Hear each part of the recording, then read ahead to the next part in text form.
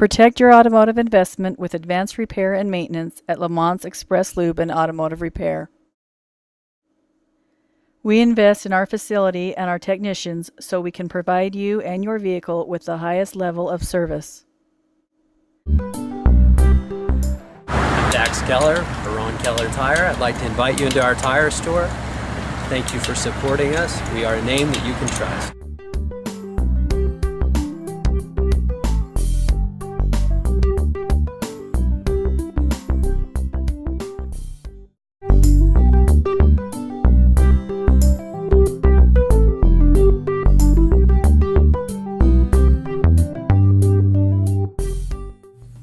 Preston took on the Bear River High School Bears in the season opener for the Indians on August 24th. Stay right there.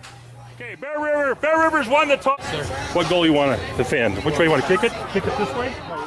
The Bears had one game under their belt, while the Indians were debuting under new head coach Nick Hyde.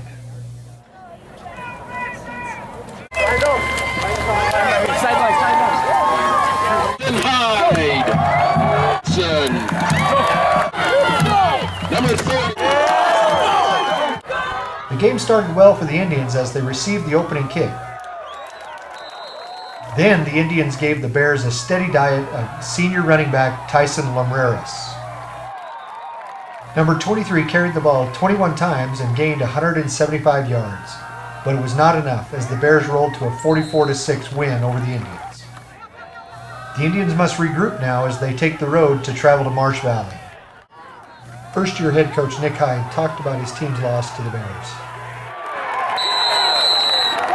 You know, we started off great. Our first defensive series. I mean, we looked good. Offense. I mean, I think our first offensive drive was almost 7 minutes. If you can establish that, he's got to finish. I think we got down in at least around the 34 or 5 times. Never put it in. Only punched it in once. There's 4 times where we got inside the 25, 30-yard line. If we finish right there, we're right in the ball game. The Bears came into the game known as a rushing team, but after the Indians stopped them on the ground, the Bears went to the air and were successful. They completed 13 of 17 passes for 287 yards and 4 scores. We learned a lot about our cornerbacks, our safety. I mean, once they started passing, it turned ugly. That's one thing we're really going to work on. We thought we had it under control. We had a good game plan going into it, and then things just started falling apart. The Indians were finally able to break through for a score in the third quarter. Behind the solid blocking of an offensive line that averaged 230 pounds, Tate Johnson rambled 50 yards for this score. But it proved to be too little, too late for the Indians.